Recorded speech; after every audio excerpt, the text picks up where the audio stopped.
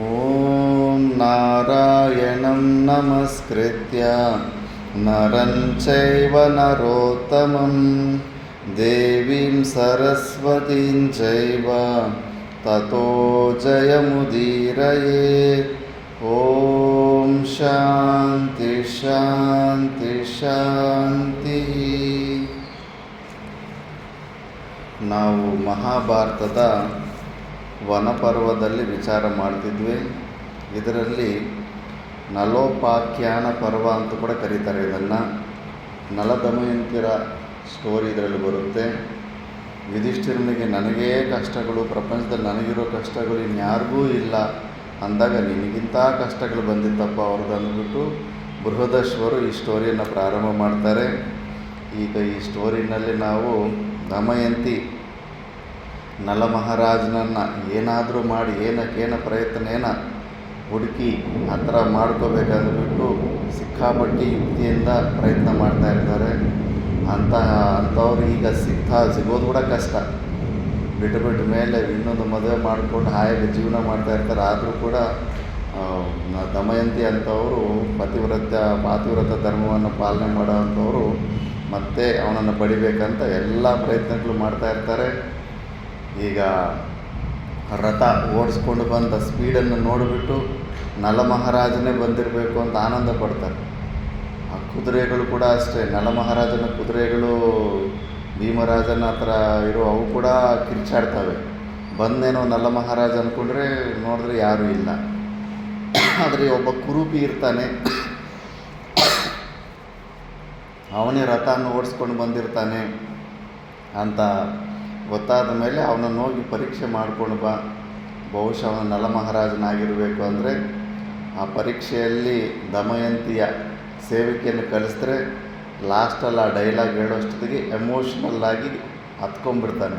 ಇನ್ನು ಹತ್ಕೊಂಡ್ಬಿಟ್ರೆ ಇನ್ನು ಇದೇ ಪ್ರೂಫ್ ಅಂತ ಗೊತ್ತಾಗ್ಬಿಡುತ್ತೆ. ನೆಕ್ಸ್ಟು ಬೃಹದಶ್ವರು ಹೇಳ್ತಾರೆ, ಯುಧಿಷ್ಠಿರ, ಕೇಶಿನಿಯು ಹೇಳಿದುದನ್ನು ಕೇಳಿ ದಮಯಂತಿಗೂ ಬಹಳ ದುಃಖವಾಯಿತು.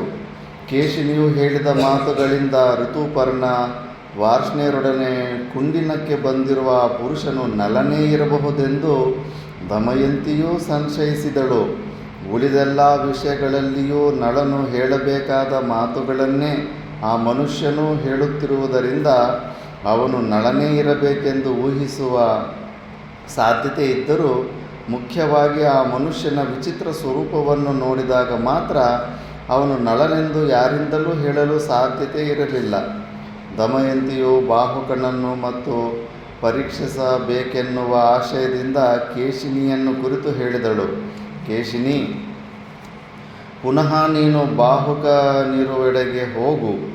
ವ್ಯಾಜಾಂತರಗಳಿಂದ ಅವನ ಪಕ್ಕದಲ್ಲಿಯೇ ಇದ್ದು ಅವನೇನು ಮಾಡುವನು, ಅವನ ಸ್ವಭಾವವೇನು ಎಂಬುದನ್ನು ಬಹು ಸೂಕ್ಷ್ಮವಾಗಿ ಪರೀಕ್ಷಿಸು. ಅವನೇನಾದರೂ ಕೆಲಸ ಮಾಡಿದರೆ ಆ ಕಾರ್ಯಕ್ಕೆ ಕಾರಣವೇನೆಂಬುದನ್ನು ತಿಳಿದುಕೋ. ಅವನು ಮಾಡುವ ಚೇಷ್ಟೆಗಳನ್ನು ಸೂಕ್ಷ್ಮವಾಗಿ ಪರಿಶೀಲಿಸು. ಮತ್ತೊಂದು ಮುಖ್ಯ ವಿಷಯವನ್ನು ಜ್ಞಾಪಕದಲ್ಲಿಡು. ಅವನೇನಾದರೂ ಬೆಂಕಿಯನ್ನಾಗಲಿ ನೀರನ್ನಾಗಲಿ ಕೇಳಿದಲ್ಲಿ ಅವನಿಗೆ ತೊಂದರೆಯಾಗುವುದೆಂದು ಭಾವಿಸಿ ಅವಸರದಿಂದ ಅಗ್ನಿಯನ್ನಾಗಲಿ ನೀರನ್ನಾಗಲಿ ಕೊಡಲು ಹೋಗಬೇಡ. ವ್ಯಾಜಾಂತರದಿಂದ ಅವನು ಹೇಳಿದುದನ್ನು ಕೇಳಿಯೂ ಕೇಳದವಳಂತೆ ನಟಿಸು. ಅವನ ಕೆಲಸವನ್ನು ಬಹು ಸೂಕ್ಷ್ಮವಾಗಿ ಪರಿಶೀಲಿಸು.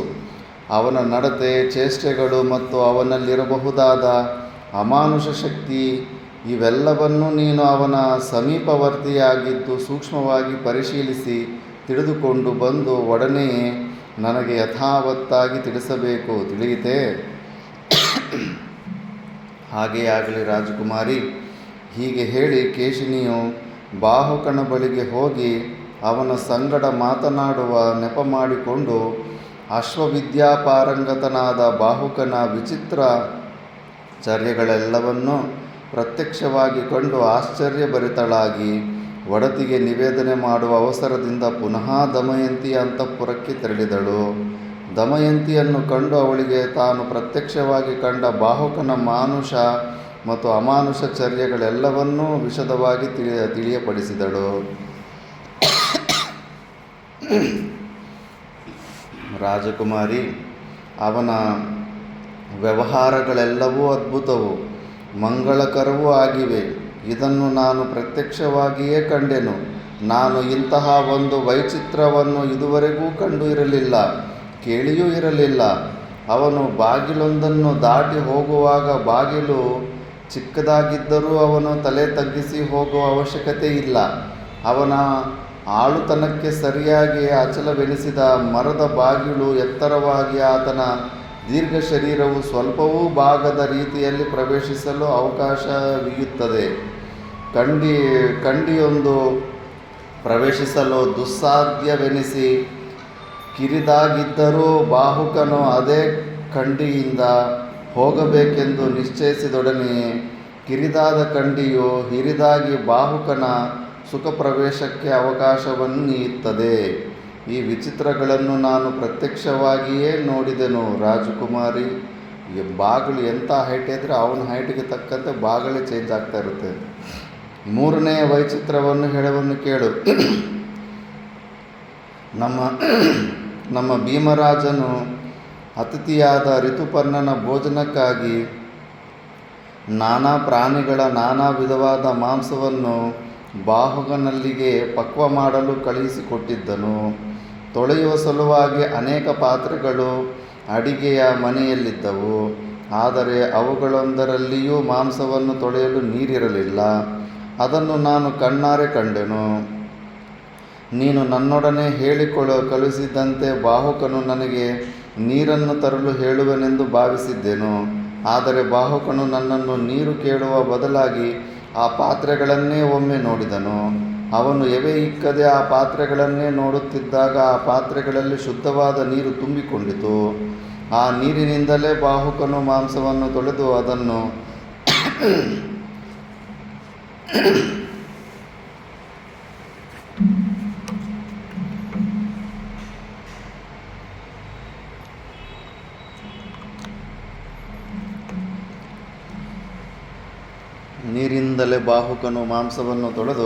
ಅದನ್ನು ಬೇಯಿಸಲು ಒಲೆಯ ಮೇಲಿಟ್ಟನು.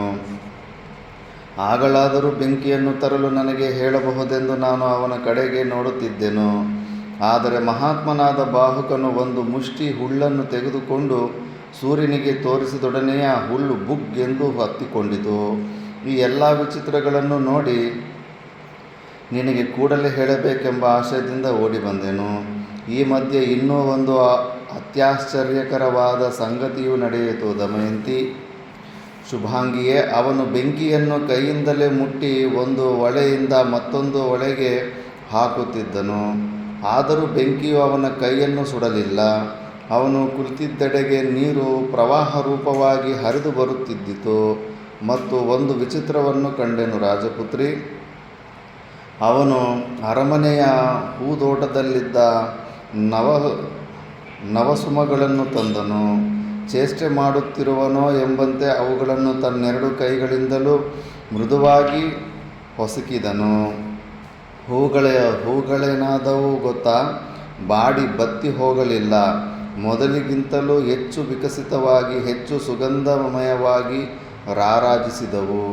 ಈ ವಿಧವಾದ ಅತ್ಯಾಶ್ಚರ್ಯಕರವಾದ ಸಂಗತಿಗಳೆಲ್ಲವನ್ನೂ ಕಂಡು ಎಲ್ಲವನ್ನೂ ನಿನಗೆ ಹೇಳಬೇಕೆಂಬ ಆಶಯದಿಂದ ಓಡಿ ಬಂದೆನು. ದಮಯಂತಿ, ಯುಧಿಷ್ಠಿರ, ದಮಯಂತಿಯು ನಳನ ಆ ಅಮಾನುಷವಾದ ವರ್ತನೆಗಳನ್ನು ತಿಳಿದವಳಾಗಿದ್ದರಿಂದ ಆ ವಿಷಯಗಳು ಅವಳಿಗೆ ಹೆಚ್ಚು ಆಶ್ಚರ್ಯವೆನಿಸಲಿಲ್ಲ.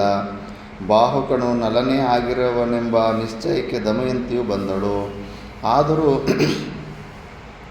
ಆತನಿಗಿದ್ದ ವಕ್ರ ಶರೀರವನ್ನು ನೆನೆದೊಡನೆಯೇ ದಮಯಂತಿಯ ಹಿಗ್ಗಿದ ಮನಸ್ಸು ಕುಗ್ಗುತ್ತಿದ್ದಿತು.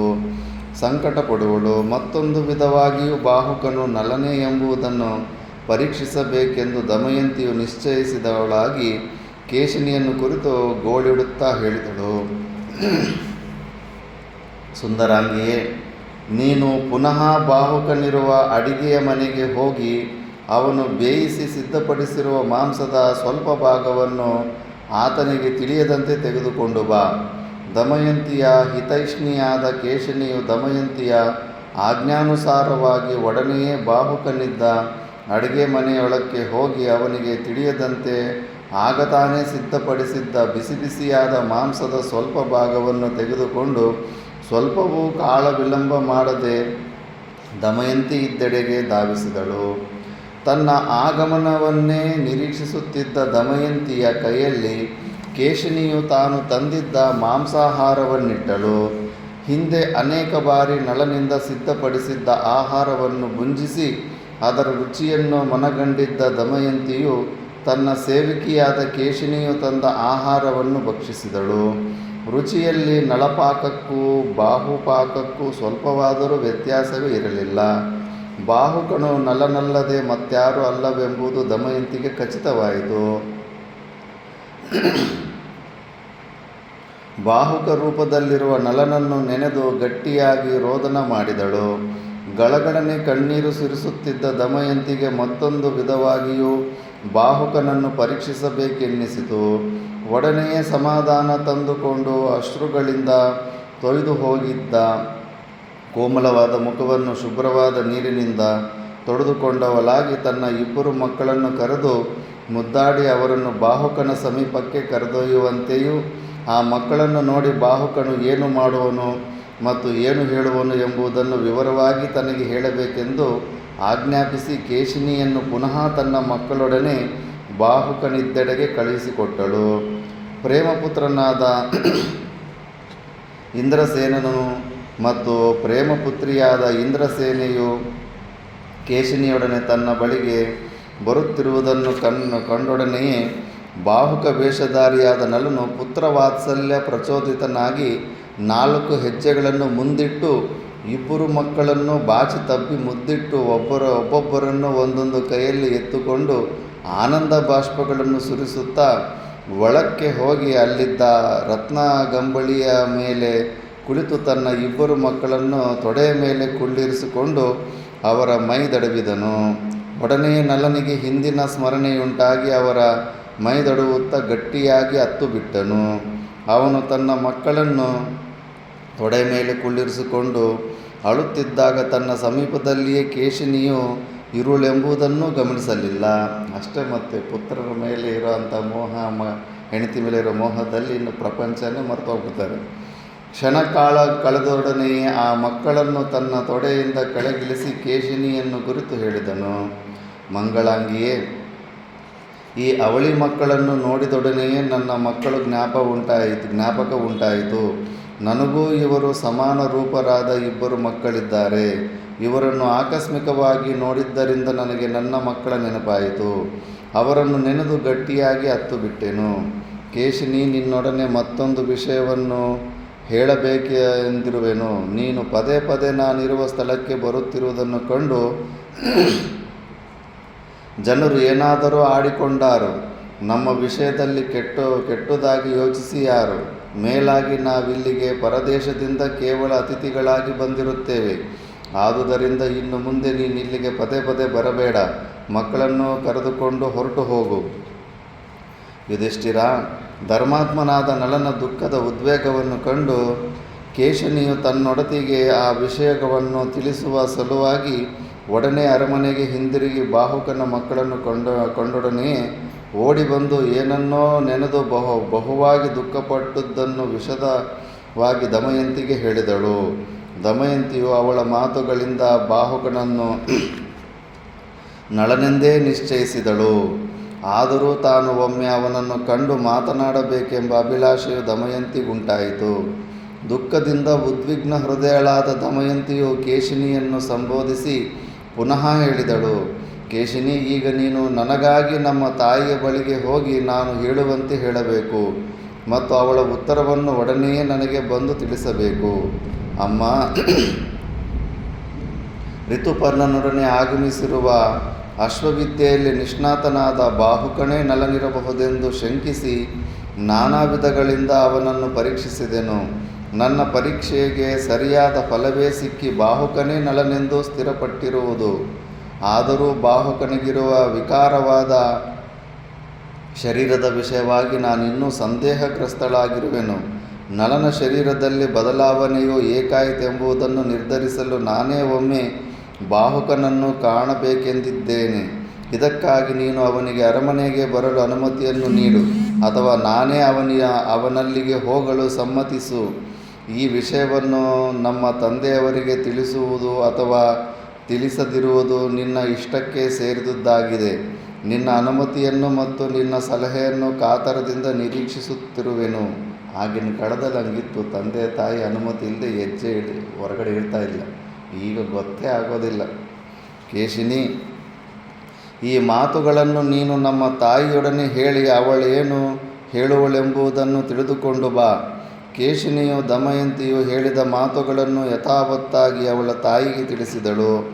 ಮಹಾರಾಣಿಯು ಮಗಳ ಅಭಿಪ್ರಾಯವನ್ನು ಭೀಮರಾಜನಿಗೂ ತಿಳಿಸಿದಳು.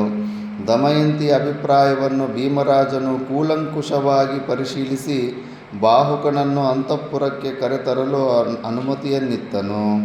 ತಂದೆ ತಾಯಿಗಳಿಬ್ಬರ ಅನುಜ್ಞೆಯನ್ನು ಪಡೆದ ನಂತರ ದಮಯಂತಿಯು ಪುನಃ ಬಾಹುಕನ ಸಮೀಪಕ್ಕೆ ಹೋಗುವಂತೆಯೂ ಬಾಹುಕನನ್ನು ಒಡನೆಯೇ ಕರೆತರಬೇಕೆಂತಲೂ ಕೇಶಿನಿಗೆ ಆಜ್ಞೆ ಮಾಡಿದಳು. ಒಡನೆ ಕೇಶಿನಿಯು ಪಾಕಶಾಲೆಯಲ್ಲಿದ್ದ ಬಾಹುಕನ ಸಮೀಪಕ್ಕೆ ಹೋಗಿ ದಮಯಂತಿಯ ಆಶಯವನ್ನು ತಿಳಿಯಪಡಿಸಿ ಅವನನ್ನು ದಮಯಂತಿಯ ಅಂತಃಪುರಕ್ಕೆ ಕರೆದುಕೊಂಡು ಬಂದಳು. ಬಾಹುಕನು ದಮಯಂತಿಯನ್ನು ನೋಡಿದೊಡನೆಯೇ ಹೃದಯಾಂತರಾಳದಿಂದ ಉಕ್ಕಿ ಉಕ್ಕಿ ಬರುತ್ತಿದ್ದ ದುಃಖವನ್ನು ತಡೆದುಕೊಳ್ಳಲು ಅಸಮರ್ಥನಾಗಿ ಧಾರಾಕಾರವಾದ ಕಂಬನಿಯ ಮೂಲಕ ದುಃಖವನ್ನು ಹೊರಹಾಕಿದನು. ಬಾಹುಕನ ಆಗಿನ ಪರಿಸ್ಥಿತಿಯನ್ನು ಕಂಡು ದಮಯಂತಿಯೂ ದುಃಖ ಸಾಗರದಲ್ಲಿ ಮುಳುಗಿ ಹೋದಳು. ಯುಧಿಷ್ಠಿರ, ಅಂದು ದಮಯಂತಿಯ ಸ್ಥಿತಿಯು ಶೋಚನೀಯವಾಗಿದ್ದಿತು. ಕಾಷಾಯ ವಸ್ತ್ರವನ್ನು ಧರಿಸಿದ್ದಳು. ನಲನನ್ನಗಲಿದ ದಿನದಿಂದಲೂ ಬಾಚದೆಯೇ ಇದ್ದ ಅವಳ ಕೇಶರಾಶಿಯು ಜಡೆಗಟ್ಟಿತ್ತು. ಅನೇಕ ದಿನಗಳಿಂದಲೂ ಅಲಂಕಾರ ವಸ್ತುಗಳನ್ನಾಗಲಿ ಆಭರಣಗಳನ್ನಾಗಲಿ ಕಾಣದಿದ್ದ ಅವಳ ಶರೀರವು ಧೂಳಿನಿಂದ ಮಲಿನವಾಗಿದ್ದಿತು. ಆ ಸ್ಥಿತಿಯಲ್ಲಿದ್ದ ದಮಯಂತಿಯು ಬಾಹುಕನಿಗೆ ಹೇಳಿದಳು. ಮುಂದಿನ ಕಾಲದಲ್ಲಿ ಹಂಗೆ ಸಂಪ್ರದಾಯ ಇತ್ತು.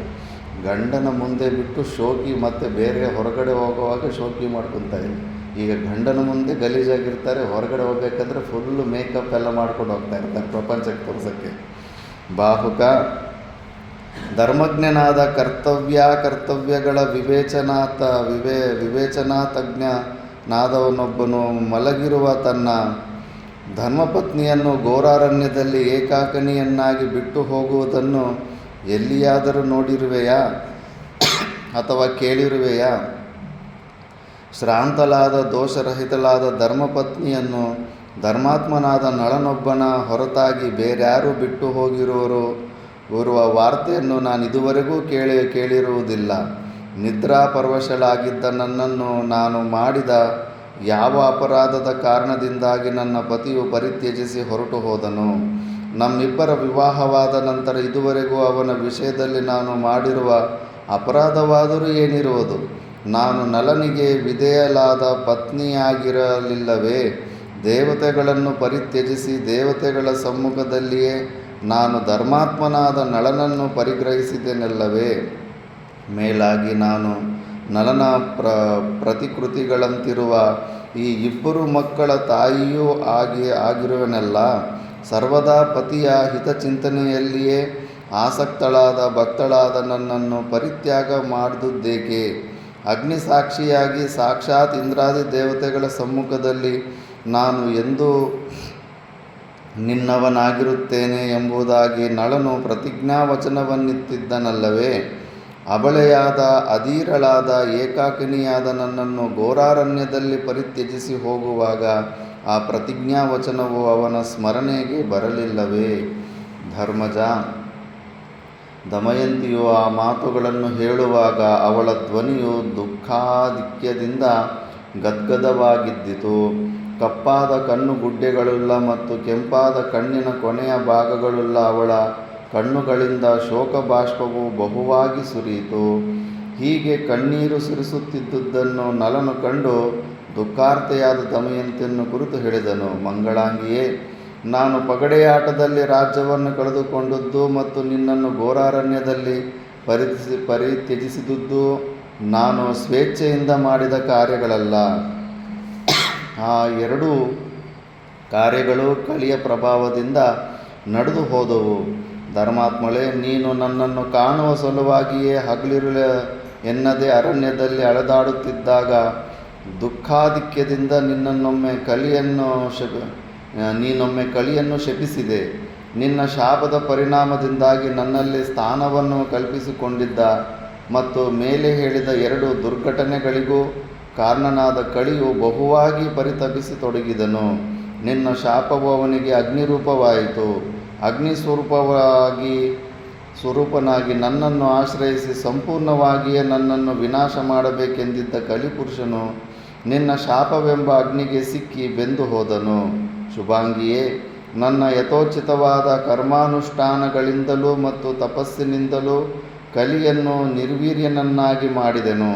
ನಮ್ಮ ಶುಭೋದಯವು ಸಮೀಪವರ್ತಿಯಾಗಿದೆ ಎಂದು ಆಶಿಸಿದ್ದೇನೆ. ಕಡುಪಾಪಿಯಾದ ಆ ಕಲಿಯು ನನ್ನನ್ನು ಬಿಟ್ಟು ಬದುಕಿಕೊಂಡನು.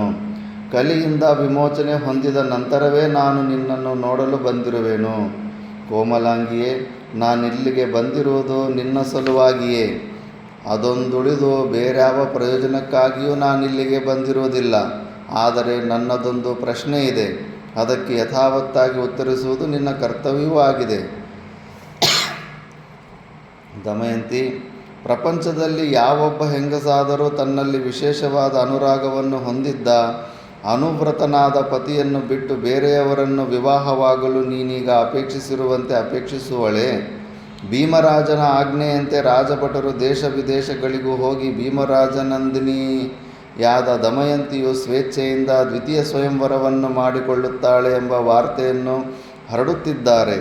ಆ ವಾರ್ತೆಯನ್ನು ಕೇಳುತ್ತಲೇ ಅಯೋಧ್ಯಾಧಿಪತಿಯಾದ ಭಾಂಗಾಸುರಿಯು ಇಲ್ಲಿಗೆ ಆಗಮಿಸಿರುವನು.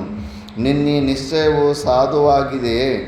ನಳನು ಕರುಣಾಪೂರಿತನಾಗಿ ಹೇಳಿದ ಈ ಮಾತನ್ನು ದಮಯಂತಿಯು ಕೇಳಿದಳು. ದ್ವಿತೀಯ ಸ್ವಯಂವರ ವಾರ್ತೆಯನ್ನು ನೆನೆಯುವುದು ಮಹಾಪಾಪಕರವೆಂಬ ವಿಷಯವು ದಮಯಂತಿಗೆ ತಿಳಿದಿದ್ದಿತು.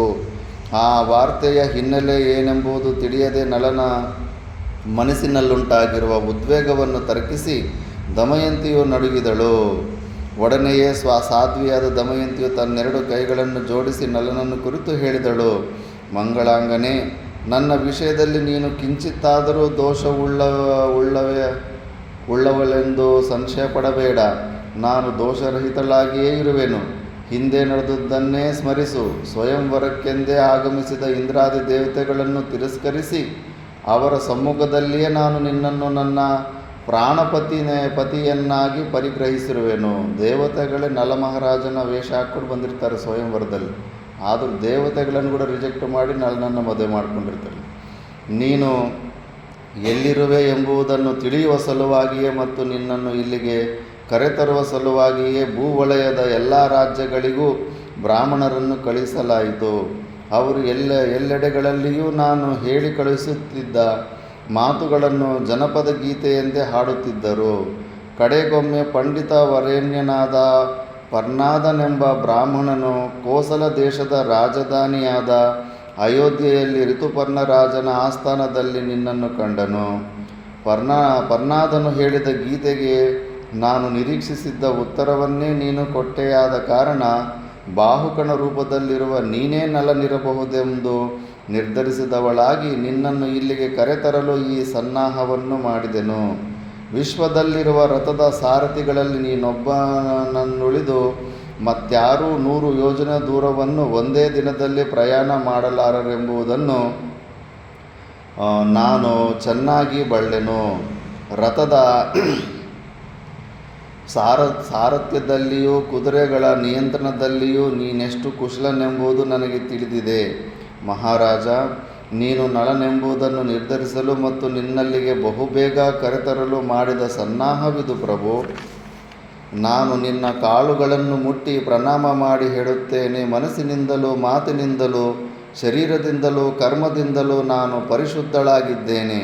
ನಾನು ಮನಸ್ಸಿನಿಂದಲಾದರೂ ನಿಜಪತಿಗೆ ಸಲ್ಲದ ಅಪರಾಧವನ್ನು ಮಾಡಿರುವುದಿಲ್ಲ. ನಳರಾಜ, ಪ್ರಮಾಣಪೂರ್ವಕವಾಗಿ ಹೇಳುತ್ತೇನೆ, ನಾನೇನಾದರೂ ನಿನ್ನ ವಿಷಯದಲ್ಲಿ ಅಪರಾಧವನ್ನೆಸಗಿದ್ದರೆ ಅಥವಾ ಪಾಪ ಮಾರ್ಗವನ್ನು ನನ್ನ ಜೀವನದಲ್ಲಿ ಒಮ್ಮೆಯಾದರೂ ನೆನೆದಿದ್ದರೆ ವಿಶ್ವವ್ಯಾಪಕನಾದ ವಾಯುದೇವನು ಈ ಕ್ಷಣದಲ್ಲಿಯೇ ನನ್ನ ಪ್ರಾಣವನ್ನು ಅಪಹರಿಸಲಿ. ಜಗತ್ತಿಗೆ ಸಾಕ್ಷಿಭೂತನಾಗಿರುವ ಸೂರ್ಯದೇವನು ನನ್ನ ಪ್ರಾಣಗಳನ್ನು ಅಪಹರಿಸಲಿ. ಎಲ್ಲ ಪ್ರಾಣಿಗಳ ಹೃದಯಾಂತರಾಳದಲ್ಲಿಯೂ ಸಾಕ್ಷಿಭೂತನಾಗಿ ಕುಳಿತಿರುವ ಚಂದ್ರನು ನಾನು ಅಪರಾಧಿನಿಯಾಗಿದ್ದರೆ ಈ ಕೂಡಲೇ ನನ್ನ ಪ್ರಾಣಗಳನ್ನು ಅಪಹರಿಸಲಿ. ಹೀಗೆಂದು ಹೇಳಿದ ದಮಯಂತಿಯ ಮನಸ್ಸು ಮತ್ತು ತಲ್ಲಣಿಸುತ್ತಲೇ ಇದ್ದಿತು. ತಲೆ ಎತ್ತಿ ಮೇಲೆ ನೋಡುತ್ತಾ ದಮಯಂತಿಯು ಗಂಭೀರ ಧ್ವನಿಯಿಂದ ನುಡಿದಳು, ಈ 3 ಲೋಕಗಳನ್ನು ಧರಿಸಿರುವ ಈ 3 ಸೂರ್ಯ ಚಂದ್ರ ವಾಯುದೇವತೆಗಳು ನಾನು ಪವಿತ್ರಾತ್ಮಳೆಂಬುದನ್ನು ಘೋಷಿಸಲಿ ಅಥವಾ ನನ್ನನ್ನು ಪರಿತ್ಯಜಿಸಿ ಹೊರಟು ಹೋಗಲಿ, ಪ್ರಾಣಾಪಹಾರ ಮಾಡಲಿ. ದಮಯಂತಿಯ ಆ ಮಾತುಗಳನ್ನು ಕೇಳಿದೊಡನೆಯೇ ವಿಶ್ವವ್ಯಾಪಕನಾದ ವಾಯುದೇವನು ಅಂತರಿಕ್ಷದಲ್ಲಿ ನಿಂತು ನಳನನ್ನು ಕುರಿತು ಹೇಳಿದನು, ನಳರಾಜನೇ, ನಾನು ಸತ್ಯವಾಗಿ ಹೇಳುತ್ತೇನೆ, ಇವಳು ನಿನ್ನ ವಿಷಯದಲ್ಲಿ ಕಿಂಚಿತ್ತಾದರೂ ಅಪರಾಧವನ್ನು ಮಾಡಿರುವುದಿಲ್ಲ. ಪವಿತ್ರಾತ್ಮಳೂ ಶುದ್ಧಾತ್ಮಳೂ ಆಗಿರುತ್ತಾಳೆ. ದಮಯಂತಿಯು ತನ್ನ ಶೀಲವೆಂಬ ನಿಧಿಯನ್ನು ರಕ್ಷಿಸಿಕೊಂಡಿದ್ದಾಳೆ. ಇವಳು ತನ್ನ ಕುಲಗೌರವವನ್ನು ರಕ್ಷಿಸಿಕೊಂಡು ಬಂದಿರುವುದು ಮಾತ್ರವಲ್ಲದೆ ಉಭಯ ವಂಶಗಳ ಗೌರವವನ್ನು ಮತ್ತಷ್ಟು ಹೆಚ್ಚಿಸಿದ್ದಾಳೆ. ಇದಕ್ಕೆ ನಾವು 3 ಸಾಕ್ಷಿಗಳಾಗಿರುತ್ತೇವೆ. ಈ 3 ವರ್ಷಗಳ ಕಾಲ ನಾವು ಇವಳನ್ನು ರಕ್ಷಿಸಿರುತ್ತೇವೆ. ನಿನ್ನ ಸಲುವಾಗಿಯೇ, ನಿನ್ನನ್ನು ಇಲ್ಲಿಗೆ ಶೀಘ್ರವಾಗಿ ಕರೆತರುವ ಸಲುವಾಗಿಯೇ ದಮಯಂತಿಯು ಇತರರಿಂದ ಊಹಿಸಲು ಅಸದಳವಾದ ಈ ಯೋಜನೆಯನ್ನು ಸಿದ್ಧಪಡಿಸಿದಳು. ನಿನ್ನೊಬ್ಬನ ಹೊರತಾಗಿ ಪೃಥ್ವಿಯಲ್ಲಿ ಯಾರೊಬ್ಬರಿಗೂ 100 ಯೋಜನಾ ಪ್ರಯಾಣವನ್ನು ಒಂದೇ ದಿನದ ಅವಧಿಯಲ್ಲಿ ಮುಗಿಸುವುದು ಅಸಾಧ್ಯವೆಂಬ ನಿಶ್ಚಯವು ದಮಯಂತಿಗೆ ಇದ್ದುದರಿಂದಲೇ ಅವಳು ವಿನೂತನವಾದ ಈ ಯೋಜನೆಯನ್ನು ಸಿದ್ಧಗೊಳಿಸಿ ಕಾರ್ಯರೂಪಕ್ಕೆ ತಂದು ಅನುರೂಪವಾದ ಫಲವನ್ನು ಹೊಂದಿದಳು.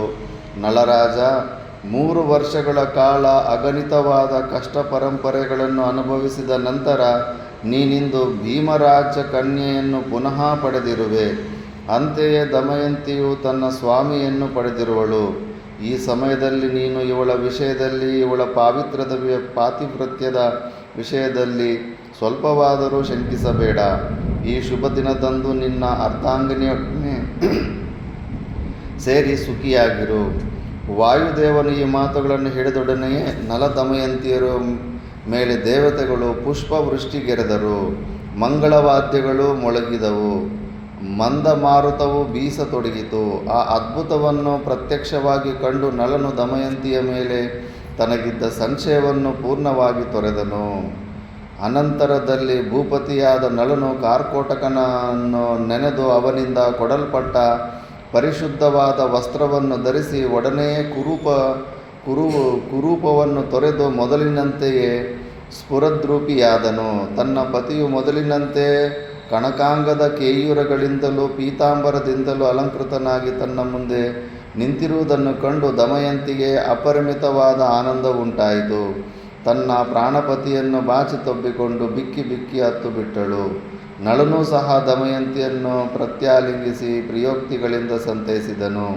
ಆ ವೇಳೆಗೆ ಸರಿಯಾಗಿ ದಮಯಂತಿಯ ಅಂತಃಪುರಕ್ಕೆ ಬಂದು ಅಪ್ಪ ಎಂದು ಕೂಗಿದ ಇಂದ್ರಸೇನ ಮತ್ತು ಇಂದ್ರಸೇನೆಯರನ್ನು ನಳನು ಬಾಚಿ ತಬ್ಬಿಕೊಂಡು ಅವರ ನೆತ್ತಿಯನ್ನು ಪ್ರೇಮಪೂರ್ವಕವಾಗಿ ಆಘ್ರಾಣಿಸಿ ಅಮಿತಾನಂದವನ್ನು ಅನುಭವಿಸಿದನು.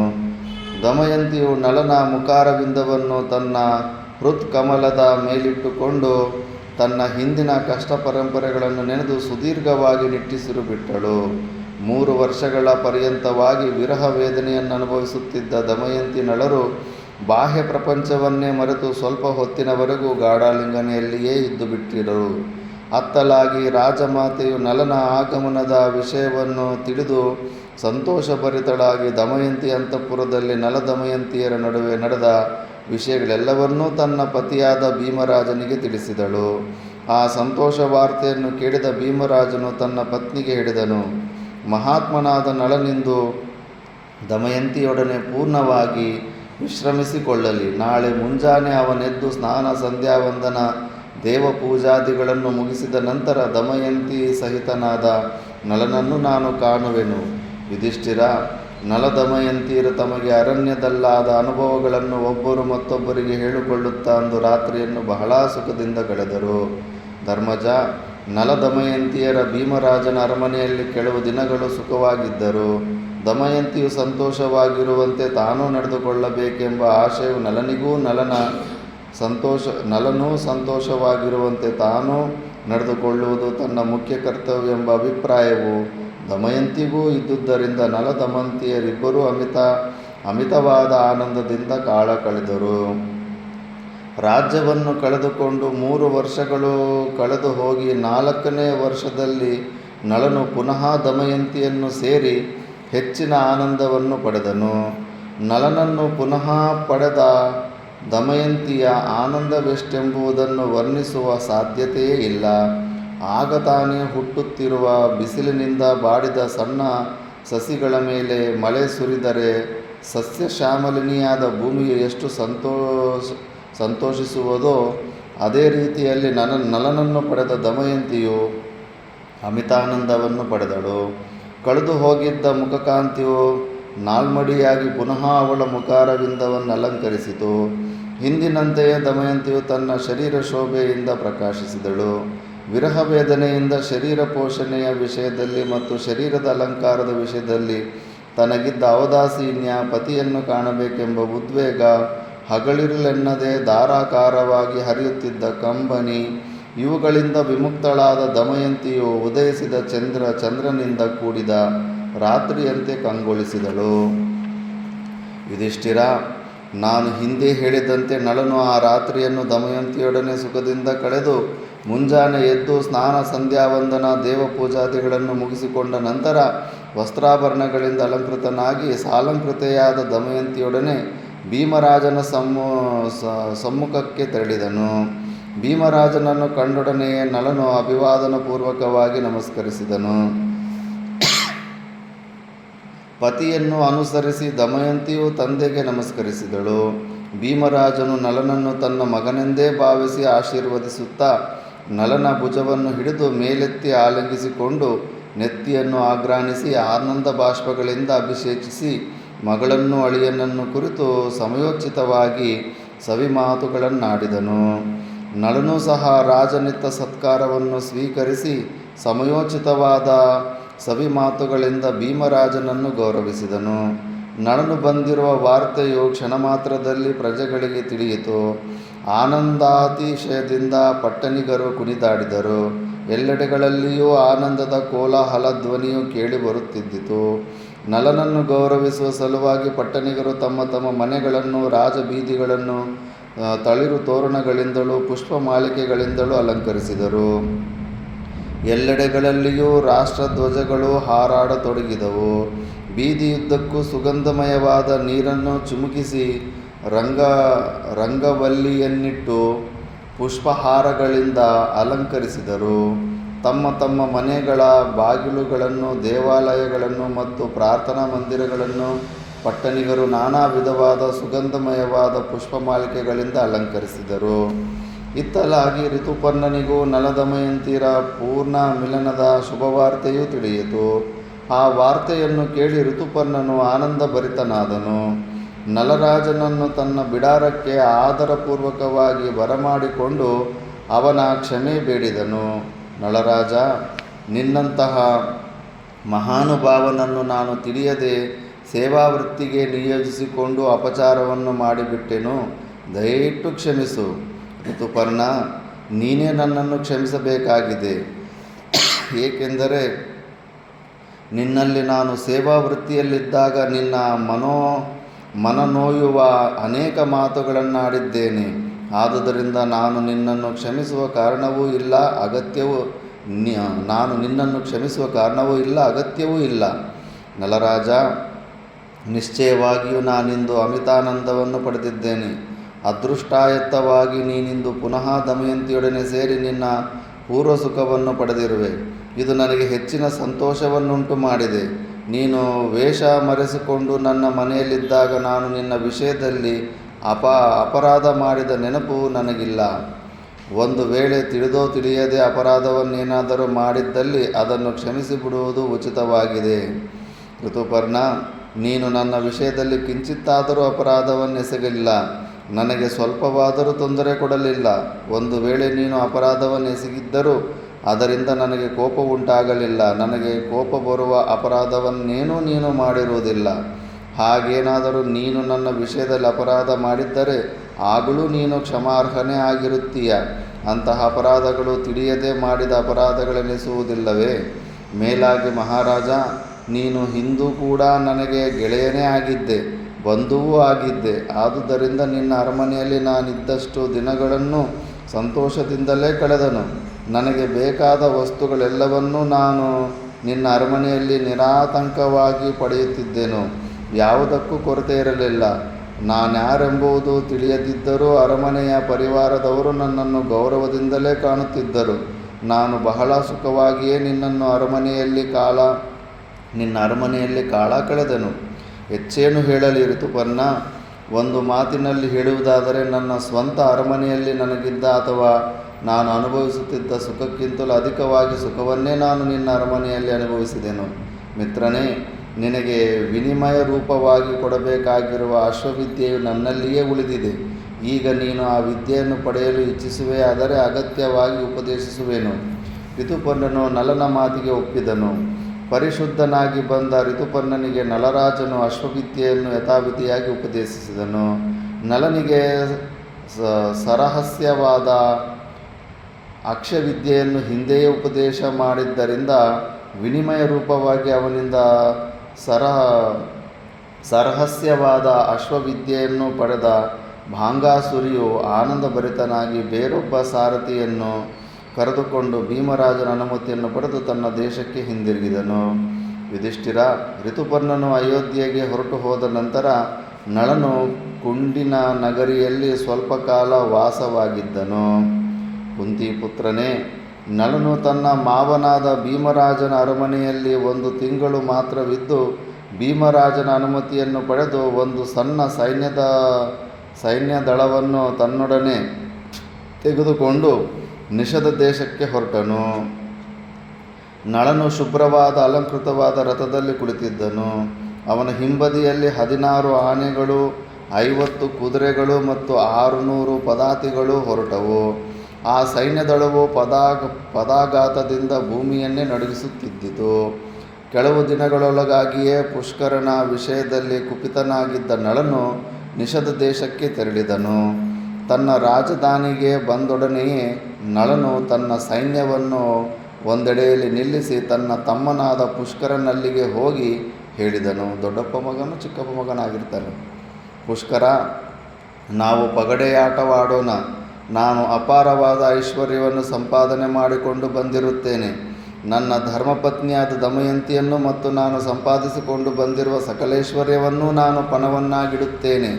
ನೀನು ಪಗಡೆಯಾಟದ ಮೂಲಕವಾಗಿಯೇ ನನ್ನಿಂದು ಪಡೆದ ಈ ರಾಜ್ಯವನ್ನು ಪಣವನ್ನಾಗಿಡು. ಆಟವು ಒಡನೆಯೇ ಆರಂಭವಾಗಲಿ. ನಿನ್ನೊಡನೆ ಪುನಃ ದ್ಯೂತವಾಡಬೇಕೆಂಬುದು ನನ್ನ ದೃಢನಿಶ್ಚಯವಾಗಿದೆ. ನಿನಗೆ ಮಂಗಳವಾಗಲಿ. ನಮ್ಮಲ್ಲಿ ಯಾವ ಅನರ್ಘ್ಯ ವಸ್ತುಗಳಿವೆಯೋ ಅವೆಲ್ಲವನ್ನೂ ಪಣವನ್ನಾಗಿಡೋಣ. ಜೊತೆಗೆ ನಮ್ಮ ಪ್ರಾಣಗಳನ್ನೂ ಪಣವನ್ನಾಗಿಡೋಣ. ಒಬ್ಬನ ದೇಶಕೋಶಗಳನ್ನು ದ್ಯೂತದಲ್ಲಿ ಗೆದ್ದ ನಂತರ ಸೋತವನು ಪುನಃ ಬಂದು ದ್ಯೂತಕ್ಕೆ ಕರೆದರೆ ಗೆದ್ದವನು ತಾನು ಗೆದ್ದ ರಾಜ್ಯಕೋಶಗಳನ್ನೇ ಪಣವನ್ನಾಗಿಟ್ಟು ದ್ಯೂತವಾಡುವುದು ಉತ್ತಮ ಧರ್ಮವೆಂದು ಶಾಸ್ತ್ರಜ್ಞರು ಹೇಳುತ್ತಾರೆ. ಒಂದು ವೇಳೆ ನಿನಗೆ ದ್ಯೂತವಾಡುವ ಇಚ್ಛೆ ಇಲ್ಲದಿದ್ದರೆ ಆಯುಧಗಳಿಂದಲೇ ನಮ್ಮ ಬಲಾಬಲಗಳು ಪರೀಕ್ಷಿಸೋಣ. ನಿನ್ನೊಡನೆ ದ್ವಂದ್ವಯುದ್ಧ ಮಾಡಿ ನನ್ನ ಸಂಕಟವನ್ನು ತೀರಿಸಿಕೊಂಡು ಶಾಂತನಾಗುತ್ತೇನೆ. ಅಥವಾ ಯುದ್ಧದಲ್ಲಿ ನನ್ನನ್ನು ಸಂಹರಿಸಿ ನೀನಾದರೂ ಸುಖದಿಂದಿರಬಹುದಾಗಿದೆ. ವಂಶಪರಂಪರಾಗತವಾಗಿ ಬಂದಿರುವ ಆನುವಂಶಿಕವಾಗಿ ಭುಂಜಿಸಲ್ಪಡುತ್ತಿದ್ದ ಈ ರಾಜ್ಯವನ್ನು ಯಾವ ಉಪಾಯದಿಂದಲಾದರೂ ಪುನಃ ಸಂಪಾದಿಸುವುದು ಮುಖ್ಯ ಕರ್ತವ್ಯವೆಂಬುದು ವೃದ್ಧರ ಅನುಶಾಸನವಾಗಿದೆ. ಆದುದರಿಂದ ನಾನು ಹೇಳಿರುವ 2 ಮಾರ್ಗಗಳಲ್ಲಿ ಯಾವುದಾದರೂ ಒಂದು ಮಾರ್ಗವನ್ನು ನೀನು ಅನುಸರಿಸಿಯೇ ತೀರಬೇಕು. ಪಗಡೆಯಾಡಲು ಸಿದ್ಧನಾಗು ಅಥವಾ ಧನುಸ್ಸನ್ನು ಬಗ್ಗಿಸಿ ಯುದ್ಧಕ್ಕಾದರೂ ಸಿದ್ಧನಾಗು. ನಳನು ಹೇಳಿದುದನ್ನು ಕೇಳಿ ಪುಷ್ಕರನಿಗೆ ಬಹಳ ಸಂತೋಷವೇ ಆಯಿತು. ಏಕೆಂದರೆ ಅದುವರೆಗೆ ಪುಷ್ಕರನು ನಳನ ರಾಜ್ಯವನ್ನು ಅನುಭವಿಸುತ್ತಿದ್ದನೇ ಹೊರತು ತ್ರಿಲೋಕ ಸುಂದರಿಯಾದ ದಮಯಂತಿಯನ್ನು ಪಡೆಯುವ ಅವಕಾಶವೂ ಸಿಕ್ಕಿರಲಿಲ್ಲ. ಪ್ರಕೃತ ನಳನು ತಾನಾಗಿಯೇ ದಮಯಂತಿಯನ್ನು ಪಣವನ್ನಾಗಿಡಲು ಮುಂದೆ ಬಂದಿದ್ದಾನೆ. ಮೇಲಾಗಿ ಪುಷ್ಕರನಿಗೆ ತನ್ನ ವಿಜಯದಲ್ಲಿ ಶಂಕೆಯೇ ಇರಲಿಲ್ಲ. ಈ ಕಾರಣದಿಂದಾಗಿ ನಳನ ಮಾತುಗಳನ್ನು ಕೇಳಿ ಪುಷ್ಕರನು ಹಿರಿಹಿಗ್ಗಿ ನಸುನಗುತ್ತಾ ನಳನನ್ನು ಕುರಿತು ಹೇಳಿದನು. ನೈಷಧ, ನನ್ನ ಅದೃಷ್ಟ ವಿಶೇಷದಿಂದಲೇ ನೀನು ಐಶ್ವರ್ಯವನ್ನು ಸಂಪಾದಿಸಿದ ಐಶ್ವರ್ಯವನ್ನು ಪಣವನ್ನಾಗಿಡಲು ಬಂದಿರುವೆ. ಮತ್ತೊಂದು ರೀತಿಯಲ್ಲಿ ಹೇಳುವುದಾದರೆ, ನನ್ನ ಅದೃಷ್ಟವಾದ ಜೊತೆಗೆ ದಮಯಂತಿಯ ದುರದೃಷ್ಟವೂ ಇಂದಿಗೆ ಕಳೆಯಿತೆನ್ನಬಹುದು. ಅಜಾನಬಾಹುವೇ, ನೀನು ನಿನ್ನ ಪತ್ನಿಯು ಇದುವರೆಗೂ ಜೀವಿಸಿರುವುದು ನನ್ನ ಅದೃಷ್ಟವೆಂದೇ ಹೇಳಬೇಕು. ನೀನು ಈಗ ಪಣವನ್ನಾಗಿ ಇಡಲಿರುವ ಐಶ್ವರ್ಯದೊಡನೆ ದಮಯಂತಿಯನ್ನು ದ್ಯೂತದಲ್ಲಿ ನಾನು ಖಂಡಿತವಾಗಿಯೂ ಗೆಲ್ಲುವೆನು. ಅನಂತರ ಅವಳು ನನ್ನವಳಾಗಿ ಅಪ್ಸರೆಯು ಇಂದ್ರನನ್ನು ಸೇವೆ ಮಾಡುವಂತೆ ನನ್ನ ಸೇವೆ ಮಾಡಲು ಸಿದ್ಧಳಾಗುವಳೆಂಬುದರಲ್ಲಿ ಎಳ್ಳಷ್ಟೂ ಸಂಶಯವಿಲ್ಲ. ನಳ, ನಿಶ್ಚಯವಾಗಿ ಹೇಳುವುದಾದರೆ ನಾನು ನಿನ್ನನ್ನು ಅನುದಿನವೇ ಸ್ಮರಿಸುತ್ತಲೇ ಇದ್ದೆನು. ನಾನು ನಿನ್ನ ಆಗಮನವನ್ನು ನಿರೀಕ್ಷಿಸುತ್ತಲೇ ಇದ್ದೆನು. ಏಕೆಂದರೆ ನನಗೆ ಸರಿಸಮಾನರಲ್ಲದವರೊಡನೆ ಅಥವಾ ನನ್ನ ಸಹೃದರಲ್ಲದವರೊಡನೆ ದ್ಯೂತವಾಡುವುದು ನನಗೆ ರುಚಿಸದು. ಇಂದು ನೀನು ನನ್ನ ಅದೃಷ್ಟದ ವಶದಿಂದಲೇ ಆಗಮಿಸಿರುವೆ. ನೀನು ಪಣವನ್ನಾಗಿ ಇಡಲಿರುವ ದಮಯಂತಿಯನ್ನು ಗೆದ್ದು ನಾನು ಕೃತಾರ್ಥನಾಗಿ ಮಹಾಭಾಗ್ಯವಂತನೆಂಬುದನ್ನು ಸ್ಥಿರಪಡಿಸಿಕೊಳ್ಳುವೆನು. ಅನುಪಮ ಸುಂದರಿಯಾದ ದಮಯಂತಿಯನ್ನು ನಾನು ಇದುವರೆಗೂ ಮನಸ್ಸಿನಲ್ಲೇ ನೆನೆದು ಪರಿತಪಿಸುತ್ತಿದ್ದೇನೆ. ಅವಳು ತನ್ನ ಹೃದಯದಲ್ಲಿ ನೆಲೆಸಿಬಿಟ್ಟಿದ್ದಾಳೆ. ಇಂದು ಅವಳನ್ನು ಪ್ರತ್ಯಕ್ಷವಾಗಿ ಪರಿಗ್ರಹಿಸುವ ಸುಮುಹೂರ್ತವು ಒದಗಿ ಬಂದದಕ್ಕಾಗಿ ಸಂತೋಷಿಸುತ್ತೇನೆ. ಪುಷ್ಕರನ ಕಠೋರವಾದ ಅಸಂಬದ್ಧ ಪ್ರಲಾಪವನ್ನು ಕೇಳಿ ನಳನಿಗೆ ತಡೆಯಲಾರದಷ್ಟು ಕೋಪವುಂಟಾಯಿತು. ಕತ್ತಿಯನ್ನು ಒರೆಯಿಂದ ತೆಗೆದು ಕ್ಷಣ ಮಾತ್ರದಲ್ಲಿ ಪುಷ್ಕರನ ಕತ್ತನ್ನು ಕತ್ತರಿಸಬೇಕೆಂದು ನಿಶ್ಚಯಿಸಿದನು. ಆದರೆ ಮರುಕ್ಷಣದಲ್ಲಿ ಅವನ ಮನಸ್ಸು ಬದಲಾಯಿಸಿತು. ತತ್ಕಾಲದಲ್ಲಿ ಕ್ಷಮೆಯೇ ಉತ್ತಮವೆನಿಸಿತು. ಹೃದಯದಲ್ಲಿನ ಕೋಪಾಗ್ನಿಯು ಶಮನವಾಗದಿದ್ದರೂ ಹೊರಗೆ ಮಾತ್ರ ಪುಷ್ಕರನ ಮಾತಿಗೆ ನಳನು ನಸುನಕ್ಕನು. ಆದರೆ ಕೆಂಡದಂತೆ ಪರಿವರ್ತಿತವಾಗಿದ್ದ ಕೆಂಪಾದ ಕಣ್ಣುಗಳ ಮೂಲಕವಾಗಿ ತನ್ನ ಕೋಪವನ್ನು ಹೊರಗಡೆಯುತ್ತಾ ಪುಷ್ಕರನಿಗೆ ಹೇಳಿದನು. ಪುಷ್ಕರ, ಮೊದಲು ದ್ಯೂತವಾಡೋಣ. ಅನಂತರದ ಆಗುಹೋಗುಗಳೆಲ್ಲವನ್ನೂ ಈಗಲೇ ಏಕೆ ಹೇಳಿ ಮುಗಿಸುವೆ? ನನ್ನನ್ನು ದ್ಯೂತದಲ್ಲಿ ಗೆದ್ದ ನಂತರ ನಿನಗಿಚ್ಛೆ ಬಂದಂತೆ ಏನು ಬೇಕಾದರೂ ಹೇಳಬಹುದು ಅಥವಾ ಏನು ಬೇಕಾದರೂ ಮಾಡಬಹುದು. ಆದರೆ ನೀನೇ ಸೋತು ಮಾತನಾಡದಂತಾಗುವುದಂತೂ ಖಂಡಿತ. ನಳ, ಪುಷ್ಕರರಿಬ್ಬರೂ ಎದುರು ಬದುರಾಗಿ ಕುಳಿತು ಪಗಡೆಯಾಟವನ್ನು ಪ್ರಾರಂಭಿಸಿದರು. ಹಿಂದೆ ಕಳಿಯ ನೆರವಿನಿಂದ ಪುಷ್ಕರನು ಗೆದ್ದನೆಂದರೆ ಈಗ ಪುಷ್ಕರನ ನೆರವಿಗೆ ಯಾರಿದ್ದಾರೆ? ಮೊದಲನೆಯ ಆಟವನ್ನು ಕೆಲವು ಕ್ಷಣಗಳ ಒಳಗಾಗಿಯೇ ನಳನು ಗೆದ್ದು ಪುಷ್ಕರನು ಪಣವನ್ನಾಗಿಟ್ಟಿದ್ದ ರಾಜ್ಯಕೋಶಗಳನ್ನು ಅವನ ಪ್ರಾಣಗಳನ್ನು ತನ್ನದನ್ನಾಗಿ ಮಾಡಿಕೊಂಡನು. ಪುಷ್ಕರನ ಮುಖವು ಕಪ್ಪಿಟ್ಟಿತು. ಕೈಗಳಿಂದ ದಾಳಗಳು ಜಾರಿ ಕೆಳಗೆ ಬಿದ್ದವು. ತಲೆಯನ್ನು ತಗ್ಗಿಸಿ ಕುಳಿತಿದ್ದ ತಮ್ಮನಾದ ಪುಷ್ಕರನನ್ನು ಸಂಬೋಧಿಸಿ ಧರ್ಮಾತ್ಮನಾದ ನಳನು ಹೇಳಿದನು. ಪುಷ್ಕರ, ನಿಷ್ಕಂಟಕವಾದ ಈ ಸಾಮ್ರಾಜ್ಯವು ಯಾವ ವಿಧವಾದ ಪ್ರತಿಬಂಧಕವೂ ಇಲ್ಲದೆ ಈಗ ನನ್ನದಾಗಿರುತ್ತದೆ. ದಮಯಂತಿಯನ್ನು ಕಡೆಗಣ್ಣುಗಳಿಂದ ನೋಡುವ ಅದೃಷ್ಟವೂ ನಿನಗಿಲ್ಲ. ರಾಜಾಪಸದನೇ, ನಿನ್ನ ಪ್ರಾಣಗಳನ್ನೂ ನಾನು ಗೆದ್ದಿರುವೆನಾದ್ದರಿಂದ ಪರಿವಾರ ಸಮೇತನಾಗಿ ನೀನಿಂದು ದಮಯಂತಿಯ ಸೇವೆ ಮಾಡಬೇಕಾದ ಕಾಲವು ಸನ್ನಿಹಿತವಾಗಿದೆ. ಈಗ ನೀನು ನನ್ನ ದಾಸನಾಗಿರುವೆ. ಹಿಂದೆ ನಡೆದ ಆಟದಲ್ಲಿ ನನ್ನನ್ನು ನೀನು ಸೋಲಿಸಿಬಿಟ್ಟೆನೆಂಬ ದುರಭಿಮಾನವು ನಿನಗಿದ್ದಿರಬಹುದು. ಆದರೆ ವಸ್ತುತಃ ನೀನೇ ನನ್ನ ಸೋಲಿಗೆ ಕಾರಣನಲ್ಲ. ನಿನಗೆ ವಿಷಯವು ತಿಳಿದಿರಬಹುದು ಅಥವಾ ತಿಳಿಯದಿರಬಹುದು. ನನ್ನ ಸೋಲಿಗೆ ಮುಖ್ಯ ಕಾರಣನು ಕಲಿಪುರುಷನು. ಆದ್ದರಿಂದ ಅವನು ಮಾಡಿದ ಅಪರಾಧಕ್ಕಾಗಿ ನಾನು ನಿನ್ನನ್ನು ಶಿಕ್ಷಿಸುವುದಿಲ್ಲ. ನೀನು ಸುಖವಾಗಿಯೇ ಇರು. ನಿನಗೆ ಜೀವದಾನ ಮಾಡಿದ್ದೇನೆ. ನಿನಗೆ ಹಿಂದಿದ್ದ ರಾಜ್ಯವನ್ನು ವಿಭಾಗಿಸಿಕೊಡುತ್ತೇನೆ. ರಾಜ್ಯಭಾರಕ್ಕೆ ಬೇಕಾಗುವ ಪರಿಕರಗಳನ್ನು ಒದಗಿಸಿಕೊಡುತ್ತೇನೆ. ನೀನು ನನ್ನ ಅನುಜನೆಂಬ ಅಭಿಮಾನವು ಹಿಂದೆ ನನಗೆ ಹೇಗಿದ್ದಿತೋ ಇಂದೂ ಸಹ ಅದೇ ಅಭಿಮಾನ ಪ್ರೀತಿಗಳೇ ಅಚ್ಚಳಿಯದೆ ನನ್ನಲ್ಲಿವೆ. ನಿನ್ನ ಮೇಲಿನ ಸೋದರ ಪ್ರೇಮವು ನಿನ್ನ ಕ್ರೂರ ವರ್ತನೆಯಿಂದಾಗಲಿ ಅಥವಾ ನಾನು ಅನುಭವಿಸಿದ ಕಷ್ಟಗಳ ಕಾರಣದಿಂದಾಗಲಿ ಕಡಿಮೆಯಾಗಿರುವುದಿಲ್ಲ. ಪುಷ್ಕರ, ನೀನು ನನ್ನ ಸಹೋದರ, ದೀರ್ಘಾಯುಷ್ಮಂತನಾಗಿ ಬಾಳು. ಇಂಥ ಒಳ್ಳೆಯವರೆಲ್ಲಿ ಸಿಗ್ತಾರೆ.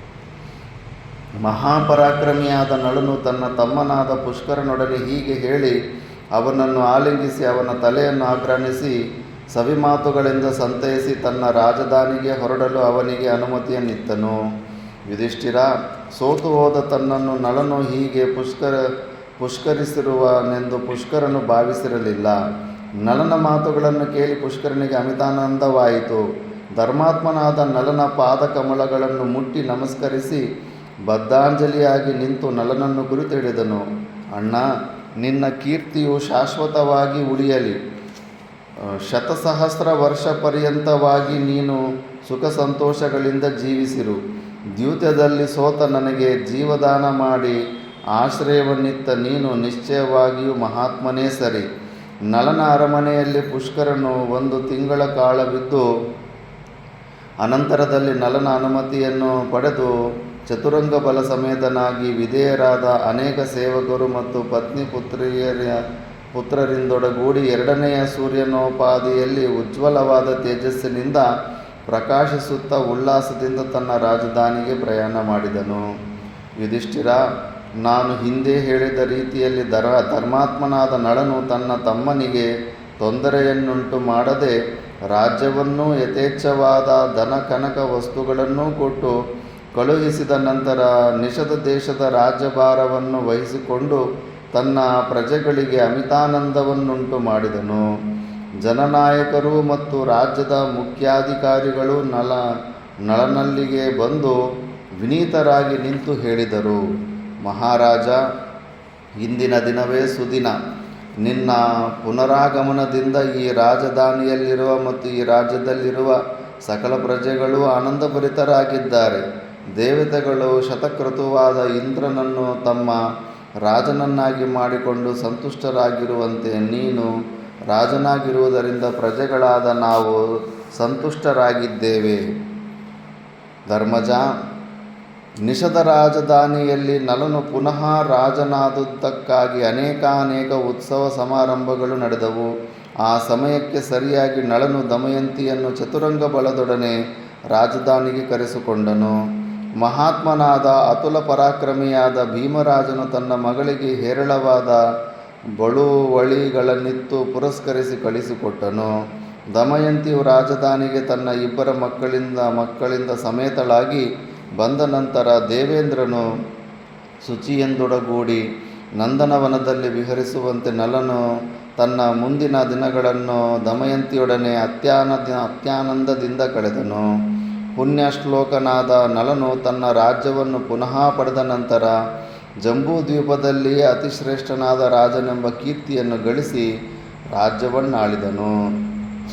ನಳನು ಅನೇಕ ಯಜ್ಞಯಾಗಾದಿಗಳನ್ನು ಮಾಡಿ ಬ್ರಾಹ್ಮಣರಿಗೆ ಯಥೇಚ್ಛವಾಗಿ ದಾನ ದಕ್ಷಿಣೆಗಳನ್ನು ಕೊಟ್ಟನು. ಧರ್ಮಜ, ನೀನೂ ಸಹ ನಳಚಕ್ರವರ್ತಿಯಂತೆಯೇ ನಿನ್ನ ರಾಜ್ಯಕೋಶಗಳನ್ನು ಪುನಃ ಪಡೆದು ನಿನ್ನ ಅನುಜರೊಡನೆ ಪೂರ್ಣಚಂದ್ರನಂತೆ ಪ್ರಕಾಶಿಸುವೆ. ಇದೆಲ್ಲ ಯುಧಿಷ್ಠಿರನಿಗೆ ಹೇಳ್ತಾ ಇರೋದು ಋಷಿ. ಇದರಲ್ಲಿ ಯಾವ ಸಂಶಯವೂ ಇಲ್ಲ ಯುಧಿಷ್ಠಿರ. ನಾನು ಆಖ್ಯಾನ ಮಾಡಿದ ರೀತಿಯಲ್ಲಿ ಪುರಂಜಯನಾದ ನಳನು ದ್ಯೂತದ ಕಾರಣದಿಂದಾಗಿ ತನ್ನ ಪತ್ನಿಯೊಡನೆ ಅನೇಕ ವಿಧವಾದ ಕಷ್ಟಗಳನ್ನು ಅನುಭವಿಸಿದನು. ನೀನು ಇಂದು ದ್ಯೂತದ ಕಾರಣದಿಂದಲೇ ರಾಜ್ಯಭ್ರಷ್ಟನಾಗಿರುವೆ. ಆದರೆ ನಿನಗೂ ನಳನಿಗೂ ಎಷ್ಟೇ ತಾರತಮ್ಯವಿದೆ. ನಳನು ನಿನಗಿಂತಲೂ ಹೆಚ್ಚಿನ ಕಷ್ಟವನ್ನು ಅನುಭವಿಸಿದನೆಂಬುದೇ ನನ್ನ ಅಭಿಪ್ರಾಯವಾಗಿದೆ. ಏಕೆಂದರೆ ನಳನು ಏಕಾಕಿಯಾಗಿ ಅನೇಕ ವಿಧವಾದ ದಾರುಣವಾದ ಕಷ್ಟಗಳನ್ನು ಅನುಭವಿಸಿದನು. ಆದರೆ ನೀನಿಲ್ಲಿ ಏಕಾಕಿಯಾಗಿಲ್ಲ. ನಿನ್ನ ಆಜ್ಞಾನುವರ್ತಿಗಳಾದ ಅನುಜರಿದ್ದಾರೆ, ಅಣ್ಣ ತಮ್ಮಂದಿರಿದ್ದಾರೆ. ನಿನ್ನನ್ನು ಉಪಚರಿಸಲು ದ್ರೌಪದಿ ಇದ್ದಾಳೆ. ನೀನು ಅರಣ್ಯದಲ್ಲಿದ್ದರೂ ಧರ್ಮ ಜಿಜ್ಞಾಸೆ ಮಾಡಲು ನಿನ್ನೊಡನೆ ವೇದಾಂಗ ಪಾರಂಗತರಾದ ಅನೇಕ ಬ್ರಾಹ್ಮಣರಿದ್ದಾರೆ.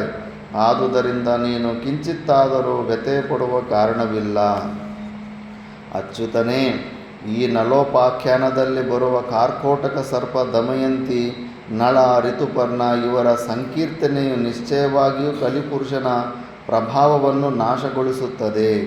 ಕಲಿಕಲ್ಮಷ ಧ್ವಂಸಕವಾದ ಈ ನಳೋಪಾಖ್ಯಾನವು ನಿನ್ನಂತೆಯೇ ದುಃಖ ಸಾಗರದಲ್ಲಿ ಮುಳುಗಿರುವವರಿಗೆ ಅವರ ಮನಸ್ಸಿನ ಆತಂಕವನ್ನು ಕಡಿಮೆ ಮಾಡಿ ಸುಖದ ಆಶ್ವಾಸನೆಯನ್ನು ನೀಡುತ್ತದೆ. ಅದಕ್ಕೆ ಕಷ್ಟಗಳು ಹೆಚ್ಚು ಬಂದಾಗ ಈ ಕಥೆಯನ್ನು ಹೇಳ್ಕೊತಾ ಇರ್ತಾರೆ. ಮಾನವನಿಗೆ ಸೋಲು ಗೆಲುವುಗಳೆಂಬುವ ಧನ ಸಂಪತ್ತು ವಿಷಯದಲ್ಲಿ ಶಾಶ್ವತವಲ್ಲ. ಆದುದರಿಂದ ನೀನು ನಿನಗಾಗಿರುವ ಇಂದಿನ ಸೋಲಿಗಾಗಿ ವ್ಯಥೆ ಪಡಬೇಕಾಗಿಲ್ಲ. ಮುಂದೆ ಉಂಟಾಗೋ ವಿಜಯಕ್ಕಾಗಿ ಸಂತೋಷ ಪಡಬೇಕಾಗಿಯೂ ಇಲ್ಲ. ನಲೋಪಾಖ್ಯಾನವನ್ನು ಕೇಳಿದ ಮೇಲಾದರೂ ನಿನ್ನ ಮನಸ್ಸಿನ ಉದ್ವೇಗವನ್ನು ದೂರ ಮಾಡು, ದುಃಖಿಸಬೇಡ. ಅದೃಷ್ಟವು ವಿಷಮ ಸ್ಥಿತಿಯಲ್ಲಿದ್ದಾಗಲೂ, ಮನುಷ್ಯ ಪ್ರಯತ್ನಗಳೆಲ್ಲವೂ ವಿಫಲವಾದಾಗಲೂ ಸ್ಥಿರಚಿತ್ತರಾದ ಜನರು ಅಧೀರರಾಗುವುದಿಲ್ಲ. ಅದಕ್ಕಾಗಿ ವಿಷಾದಿಸುವುದೂ ಇಲ್ಲ. ಯಾರು ಈ ನಲೋಪಾಖ್ಯಾನವನ್ನು ಪದೇ ಪದೇ ಓದುವರೋ ಮತ್ತು ಕೇಳುವರೋ ಅವರೆಂದಿಗೂ ಅದೃಷ್ಟಹೀನರಾಗುವುದಿಲ್ಲ. ಯಾವನು ಈ ಇತಿಹಾಸವನ್ನು ಏಕಾಗ್ರಚಿತ್ತದಿಂದ ಓದುವನೋ ಅವನ ಕಾರ್ಯಗಳೆಲ್ಲವೂ ಸುಗಮವಾಗಿ ಸಾಧನೆಯಾಗುತ್ತವೆ.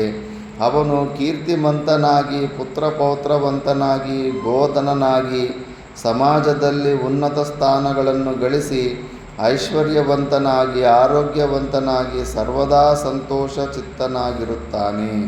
ಯುಧಿಷ್ಠಿರ, 12 ವರ್ಷಗಳ ವನವಾಸ ಮತ್ತು 1 ವರ್ಷ ಅಜ್ಞಾತವಾಸಗಳನ್ನು ಕಳೆದು ಮೇಲೆಯೂ ದ್ಯೂತದಲ್ಲಿ ನಿಷ್ಣಾತನಾದವನು ದ್ಯೂತದಲ್ಲಿ ಪರಿಣತನಲ್ಲದ ನನ್ನನ್ನು ಪುನಃ ದ್ಯೂತಕ್ಕೆ ಕರೆದರೆ ಏನು ಮಾಡಲಿ ಎಂದಿರುವ ನಿನ್ನ ಹೃದಯದ ಚಿಂತೆಯನ್ನು ನಾನು ಹೋಗಲಾಡಿಸಲು ನಿರ್ಧರಿಸಿದ್ದೇನೆ. ಧರ್ಮಜ, ನಾನು ಅಕ್ಷವಿದ್ಯೆಯನ್ನು ಸರಹಸ್ಯವಾಗಿ ತಿಳಿದಿರುವೆನು. ನಾನು ನಿನ್ನ ವಿಷಯದಲ್ಲಿ ಸುಪ್ರೀತನಾಗಿದ್ದೇನೆ. ಆದುದರಿಂದ ನಿನಗೆ ಅಕ್ಷವಿದ್ಯೆಯನ್ನು ಉಪದೇಶಿಸುತ್ತೇನೆ, ಸ್ವೀಕರಿಸು. ಬೃಹದಶ್ವರು ಹೇಳಿದ ಮಾತುಗಳನ್ನು ಕೇಳಿ ಯುಧಿಷ್ಠಿರನಿಗೆ ಪರಮಾನಂದವಾಯಿತು. ಬದ್ಧಾಂಜಲಿಯಾಗಿ ಬೇಡಿದನು, ಮಹಾನುಭಾವರೇ, ನಾನು ನಿಶ್ಚಯವಾಗಿಯೂ ಅಕ್ಷವಿದ್ಯೆಯನ್ನು ತಮ್ಮಿಂದ ತಿಳಿದುಕೊಳ್ಳುವ ಆಶಯದಿಂದಿರುತ್ತೇನೆ. ಬೃಹದಶ್ವರು ತಥಾಸ್ತು ಎಂದರು. ಯುಧಿಷ್ಠಿರನು ಪರಿಶುದ್ಧನಾಗಿ ಬಂದು ಪ್ರಾಂಗುಖನಾಗಿ ಕುಳಿತ ನಂತರ ಬೃಹದಶ್ವರು ಯುಧಿಷ್ಠಿರನಿಗೆ ಸರಹಸ್ಯವಾದ ಅಕ್ಷವಿದ್ಯೆಯನ್ನು ಯಥಾವಿಧಿಯಾಗಿ ಉಪದೇಶಿಸಿ ಅನಂತರ ಅಶ್ವಹೃದಯವನ್ನು ಉಪದೇಶಿಸಿದರು. ಬಳಿಕ ತೀರ್ಥಗಳಲ್ಲಿ ಸ್ನಾನ ಮಾಡುವ ಸಲುವಾಗಿ ಬೃಹದಶ್ವರು ತೀರ್ಥಯಾತ್ರೆಗೆ ತೆರಳಿದರು. ಬೃಹದಶ್ವರು ಹೊರಟು ಹೋದ ನಂತರ ಸ್ಥಿರಪ್ರತಿಜ್ಞನಾದ ಯುಧಿಷ್ಠಿರನು ನಾನಾ ದಿಕ್ಕುಗಳಲ್ಲಿದ್ದ ತೀರ್ಥಕ್ಷೇತ್ರಗಳಿಂದ ಆಗಮಿಸಿರುವ ಬ್ರಾಹ್ಮಣರಿಂದಲೂ ತಪಸ್ವಿಗಳಿಂದಲೂ ಮೇಧಾವಿಯಾದ ಸವ್ಯಸಾಚಿಯಾದ ಅರ್ಜುನನು ತನ್ನ ತಪಸ್ಸನ್ನು ಮುಂದುವರಿಸುತ್ತಿರುವನೆಂಬ ಮತ್ತು ವಾಯುಭಕ್ಷನಾದ ತಪಸ್ಸು ಮಾಡುತ್ತಿರುವನೆಂಬ ವಾರ್ತೆಗಳನ್ನು ಕೇಳಿದನು. ಪಾರ್ಥನು ಇಂದು ಮಾಡುತ್ತಿರುವ ಘೋರವಾದ ತಪಸ್ಸನ್ನು ಈ ಹಿಂದೆ ಯಾರೂ ಮಾಡಿರಲಿಲ್ಲವೆಂಬ ವಾರ್ತೆಯನ್ನು ತಾಪಸರು ಯುಧಿಷ್ಠಿರೊಡನೆ ಹೇಳಿದರು. ಕುಂತಿಪುತ್ರನಾದ ಧನಂಜಯನು ನಿಯಮ ವ್ರತಾನುಷ್ಠಾನಗಳಿಂದಲೂ ಏಕಾಗ್ರತೆಯಿಂದಲೂ ಮೌನದಿಂದಲೂ ತಪಸ್ಸನ್ನು ಮಾಡುತ್ತಾ ಸಾಕ್ಷಾತ್ ಧರ್ಮನಿಗೆ ಸಮಾನವಾದ ಆಕಾರವನ್ನು ಹೊಂದಿ ಬಂದಿರುವ ಧರ್ಮದೇವತೆಯಂತೆ ತೇಜಸ್ಸಿನಿಂದ ಪ್ರಜ್ವಲಿಸುತ್ತಿರುವನೆಂಬ ವಾರ್ತೆಯನ್ನು ಯುಧಿಷ್ಠಿರನಿಗೆ ತಪಸ್ವಿಗಳು ವಿವರಿಸಿ ಹೇಳಿದರು. ಯುಧಿಷ್ಠಿರನು ತನ್ನ ಪ್ರಿಯನಾದ ಅರ್ಜುನನು ಶರೀರ ಕ್ಲೇಶಕರವಾದ ಅಂತಹ ಘೋರತರವಾದ ತಪಸ್ಸಿನಲ್ಲಿ ನಿರತನಾಗಿರುವುದನ್ನು ಕೇಳಿ ದುಃಖಗೊಂಡನು. ಆದರೆ ಅವನ ದುಃಖ ಪರಿಹಾರಕ್ಕಾಗಿ ತತ್ವ ವಿಷಯಗಳ ಮನನಾದಿಗಳೇ ಮಾರ್ಗಗಳಾಗಿದ್ದವು.